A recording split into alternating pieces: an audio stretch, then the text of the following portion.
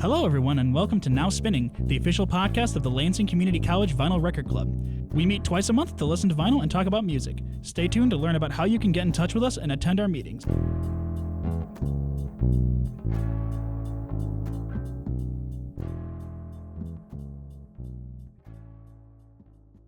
Hello, everybody, and welcome back to Now Spinning.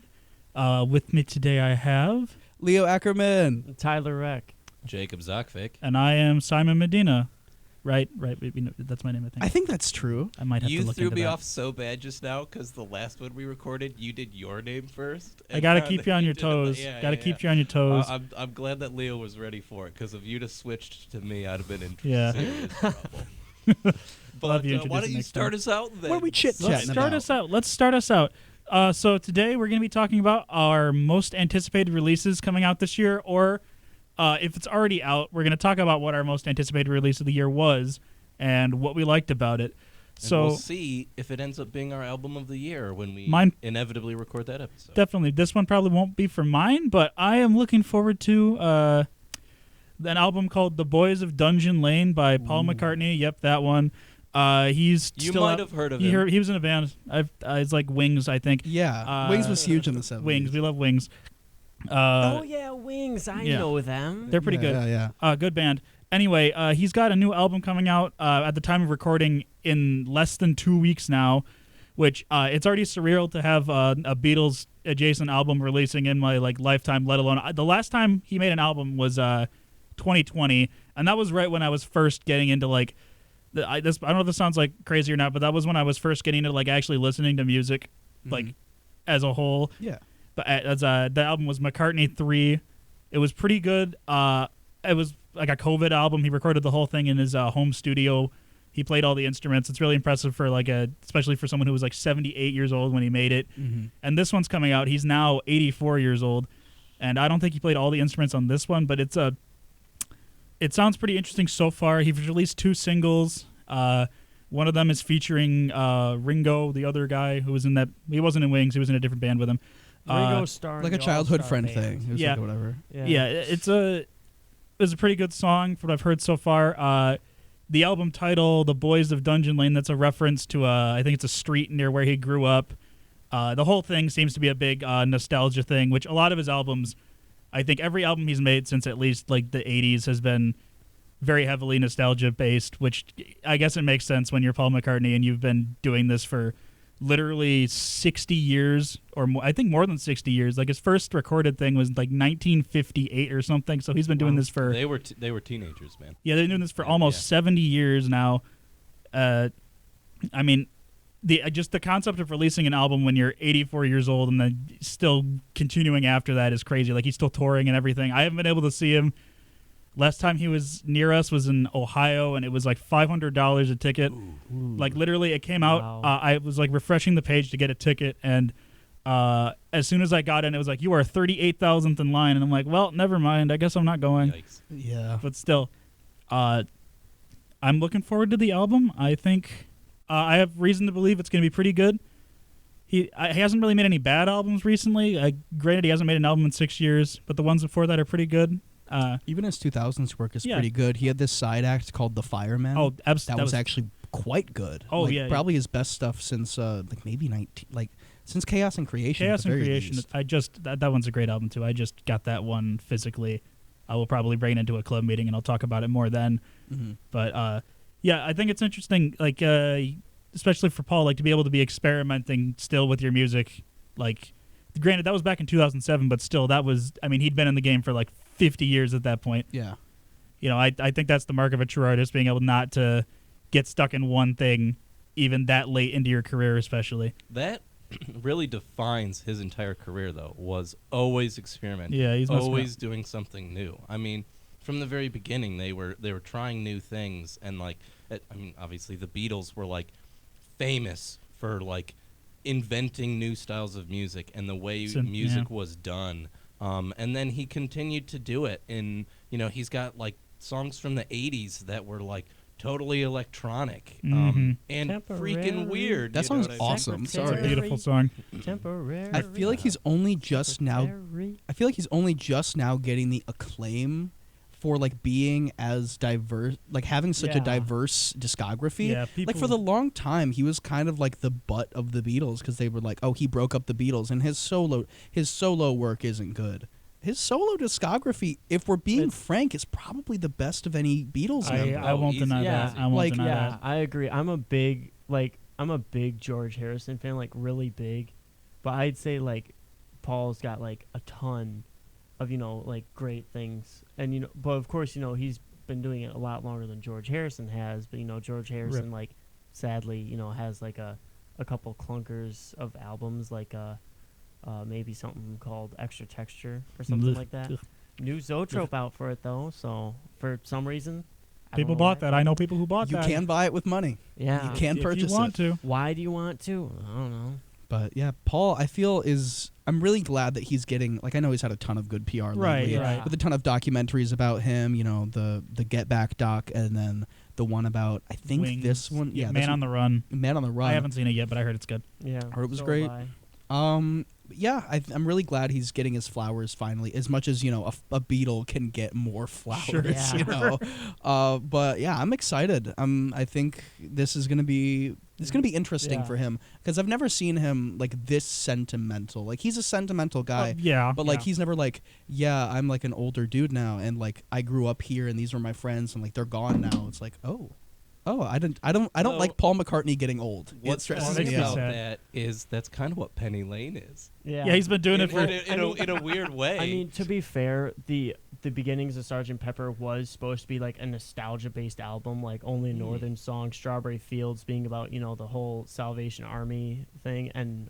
When I'm 64 being about kind of nostalgia, Same with reminiscing Penny about Lane. being an old man. Yeah. But now that he's At age feeling 20. it, it's like Yeah. it feels different for him being like, oh, I wrote all these silly songs about being an old man. This is a lot Yeah. different than I Yeah. thought it would be.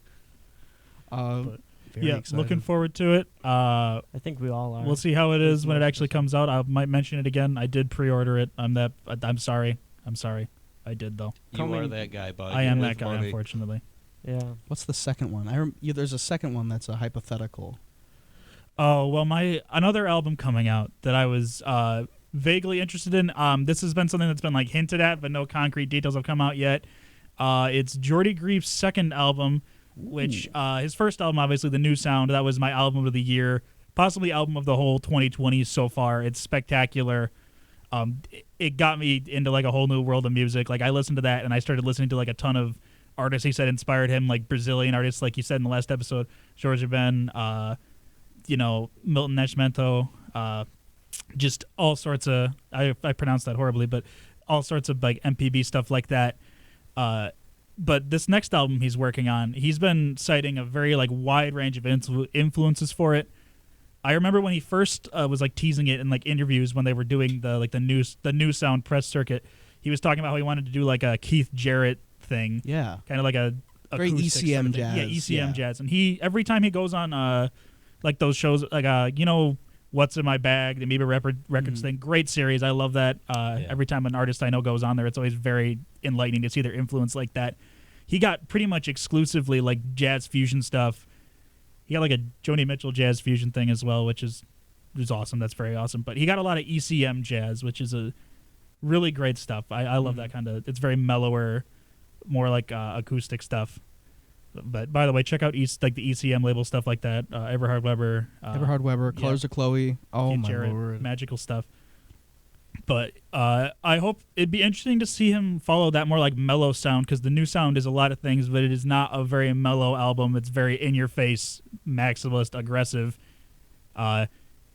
He's doing that Black Midi thing where he sings about just horrible, evil people and how much they suck, but you kind of feel a little bit bad for them because they're so pathetic deep down. But I'm very curious to see where he goes with it.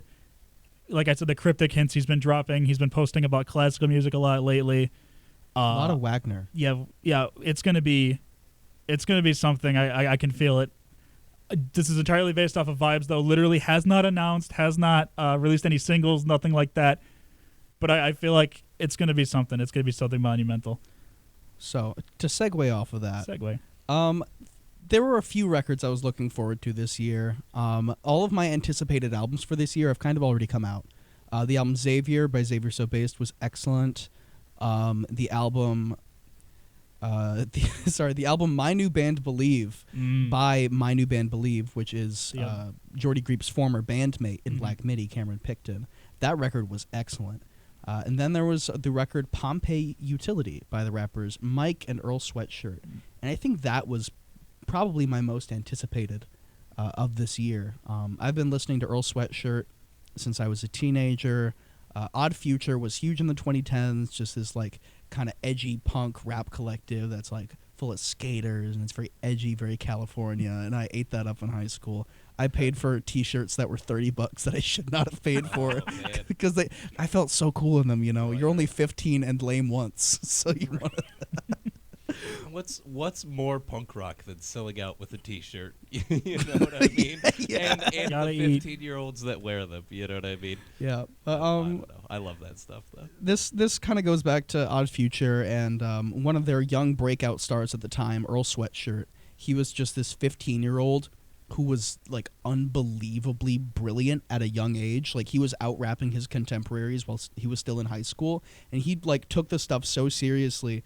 And Odd Future got in so much trouble, he had to be sent to a boarding school, like overseas. I think in like American Samoa or something like that. Like he was sent away because he was getting too raucous.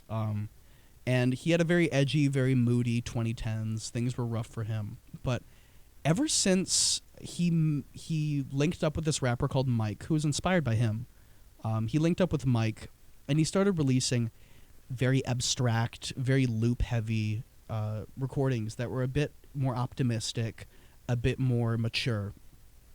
He's just been growing more and more, and now he's like a loving father, and he has like a great family, and everything's working out great for him. He has this album called Live, Laugh, Love that came out last year, I think. That's probably my favorite album of last year. In retrospect, I've just been listening to it over and over and over again. It's just so easy to throw on. And despite what I said about him being very comfortable in this loop-heavy production and things being very spacious and him maturing and growing with his colleague Mike. I don't know why I said colleague. I'll say colleague. I mean, that's a very fair, correct way to refer to. It's just so formal, very stuffy. Yeah. But you know, he's partner, been maybe. Yeah.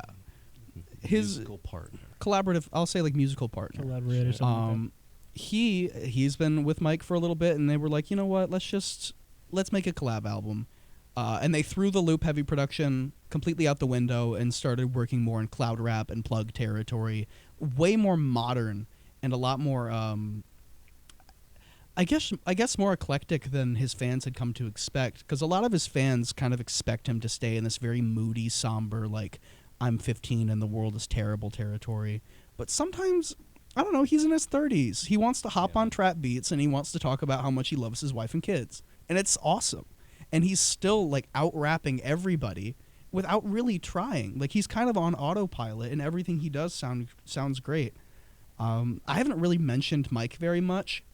I think his side of the record is very fun, very danceable. And, like, I mean, he's a great writer in his own right. But I was mostly excited for Earl's side, which is very spacey, very moody, has a lot of the like kind of PS2 style synthesizers. Okay. I don't know, love it to death. Was very happy, very, very happy with it when it came out, and I'm only happier with it now. Very big fan. Love you, Earl Sweatshirt. That's all I gotta say. It's your turn now. We'll get him on the show. It's your turn. Oh, okay. So my same with Leo's. Mine's kind of similar. In terms of mine already released. My most anticipated album of the year was Smoke and Mirrors by a band called the Velvet Daydream, a band out of Colorado. And they're like this kind of like classic rock, kind of like psychedelic rock, kind of revival kind of thing, I guess. But it's like their lead single from this album, Love, is like kind of very Jim Morrison vocal-esque. Okay. Cool. Like, I really like that. Lyrically, it's pretty interesting. Like Lemonade, the song on said album, like there's a vocal. There's a lyric that goes, You Are My Lemonade. She Is My Main Squeeze. Oh. You know, which That's cute. very it's 60s. sweet. It's fun. It's you very know, 60s. But yeah, they're going to be on tour. Well, they're on tour right now, touring kind of like more like Mountain West area, stuff like that, because they're still like pretty new. They only have like, well, They're gonna Only start from have- their base. yeah, and they- expand Sure. outward. Yeah, Where are they they- based out of, by the Co- way? Colorado. Oh, Yeah. okay, okay. But I would say, oh, they only have, but they have 15.6 thousand people listening on Spotify, which isn't like, That was pretty good. it's You're not getting like there. something where it's like, small or whatever. But It's not big. yeah, no, That's definitely cool. not. That's a but cool underground kind of find. though. Denver has a lot of interesting yeah, stuff. next time is really, I think it's really good because it goes in this little thing. It goes dun dun dun dun dun dun dun dun dun dun dun dun dun can hear it. dun dun. Yeah, I really dig them. They're really cool. I recommend them. And they're coming to Michigan, well, Westland, which is a little far, but it's all right, on July 9th. So Very cool. yeah, So what we're saying is, what's the band name again? Velvet Daydream. So Velvet Daydream. What we're saying is, if you hear this, please come on the show. We'd Yeah. love, Check it. We'll we'd talk love to you. chit chat. We'd love to have a key. Yeah. I guess since we're doing multiple per time, I guess I'll Might as talk well. about this other Yeah, band. Go for it. They just released a single like this past Friday, so like 3 days ago, called "Now She's Gone." I played a little bit before we recorded. It's like very, very skiffle. Like Very yeah. very Meet the Beatles. yeah, very early stuff. very much so. Like they're actually gonna like go for, according to their Instagram, they're going for a physical release of 500 copies.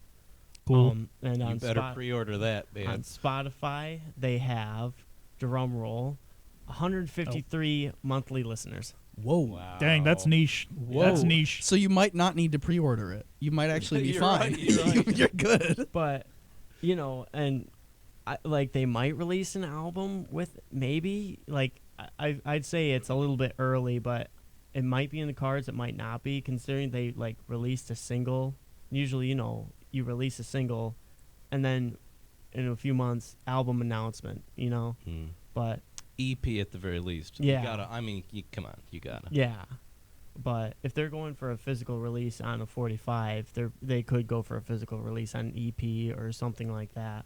But they're let's see, a little info. They're based out of London. They're a London-based 3-piece guitar driven by metal.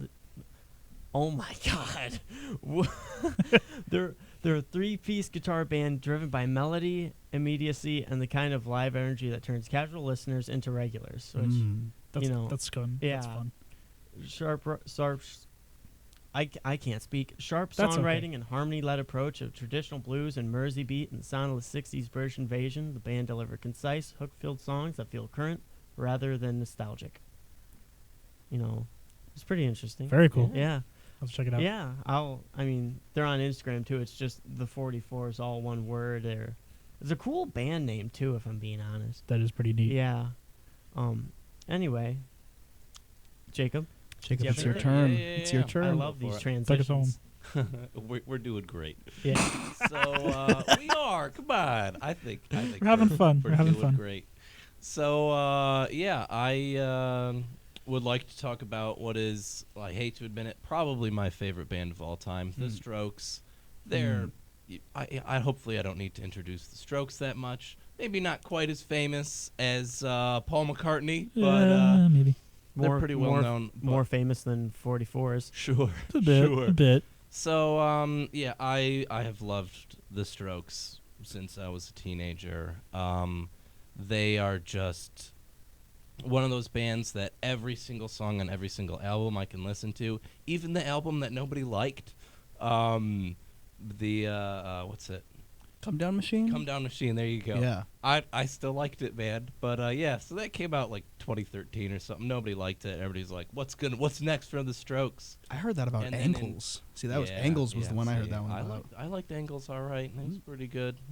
But yeah, anyway, and then the new Abnormal came out in 2020 and just blew everybody away. They were like, oh, The Strokes are back.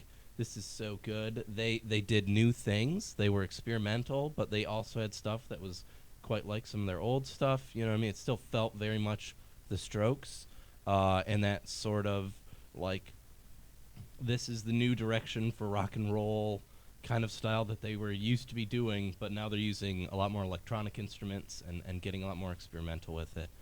And yeah, they keep doing this thing, and they've done it their whole career of 5 to 7 years between albums. Wow. And I'm just was dying waiting for another one, going like, oh, the new Abnormal, man, it got me through the pandemic. I just adored it. And I've been waiting, and they finally are coming out with it. Yeah. Reality awaits. This cover looks so cool. I'm looking at it right now. It's cowboy on a horse. You would. For the audio listeners, which I'm sure that's the only way you can. I'll show the camera. It's a guy on a horse. Okay, so for the audio listeners, because they can't. Anyway, it's a guy on a white horse. He seems to be in maybe Utah.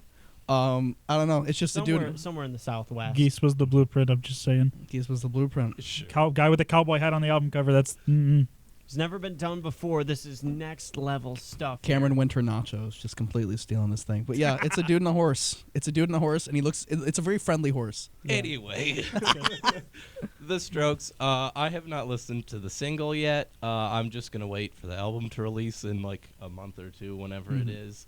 I'm calling this right now. This is probably going to be my album of the year. Who knows? Who knows? Maybe it'll be bad, but I highly doubt it. I think it's going to be great. A big part of the last one was them all working together again. I'm sure they're going to like really learn from that and be like, okay, let's keep doing with what works. And I think this one's going to be great. I'm really looking forward to it. I've loved every Strokes album, so I'm probably going to like this one a lot too. So, yeah. The other album that I'm really looking forward to that's coming out pretty soon, I think, is by the band Ill Peach. Eavesdropping is, I believe, what it's called. So if you're a long-time listener, you may remember, I believe my, 2023 album of the year was Hold on. by Ill Wait. Peach. So that's the single. I'm trying to see what the album is. That's my bad. Anyway. LP. Yeah. But yeah. So Ill Peach are I don't even know what you would call them, like an indie electro pop ish. That's not even right. I don't know, but yeah, basically they it was a duo at first, and they were writing music, trying to sell their music to other performers. To they were writers, and everybody was like, yeah, this isn't really what we're looking for. This is a little too experimental. This isn't really what we want. And finally, someone was like, why don't you just record it yourself? And they did, and it was amazing. And then they released an album a couple years ago after releasing a couple EPs, and it was just amazing. It's just kind of like a mix of high energy and chill, like electronic, but also like shoegazy inspired songs, and it's just so cool. And it's one of those bands that I barely hear them ever. I'll give credit to 88.9 again. I do hear them on 88.9 every once in a while. They do Friends have of the a lot, show. They have a lot of singles. I So could. before that album released, what is that album called? This is You've not got an it right exit. there. There you go. Yeah. This is not an exit. Yeah. Okay. I remember that now. So, but yeah, they had a lot of singles before that, like Gum, I remember, just loving that song. That might have even been the song that I discovered them through. But yeah, I thought that was a great, and I'm really looking forward to this one. Everything they've done, I've liked, and I can't imagine they're going to screw this up now. I think we've got 10 more seconds here, so I'm going to sneak in one more. Since y'all talked about albums that already got released, I'm going to talk about a genuinely electro-pop album that released a couple weeks ago. Slayyyter, The Worst Girl in America. Yes! Sorry. Love that record so much. Outrageous. I'm sure anybody that knows me would be like, really? That's Jacob's listening to that? Yeah, I am. It's absolutely outrageous. I have no excuses for it, and neither does she. and I don't think she looks for excuses ever. It is shameless. I'm not going to say what I was about to say, but there's some people that define these musics in a certain way. But yeah, electropop is probably the best way to describe it. Yeah, I think that's the simplest. Like, it's ludicrous. It's ludicrous pop music. And very, very aware. Like, there's a song like "I'm Actually Kind of Famous," where it's kind of recognizing that, like, oh wait, like people actually kind of know who I am now, and Scary. you know what I mean. It's not like, it's not subtle, and it's not even humble, really. You know what I mean. It's not brash or too self-centered either, but it's very cool to have people that are just like still pushing that electropop, like Britney Spears Yes. like, but pushing past it in a way that feels very 2026 and very like stick it to everybody else. But yeah, the song Cannibalism, absolutely my favorite. She directed the music video for it herself. Really? It's Wow. pretty good. Go give it a watch. It's weird. But yeah, that's all I got. It's been a good year for music so far, and Oh, yeah.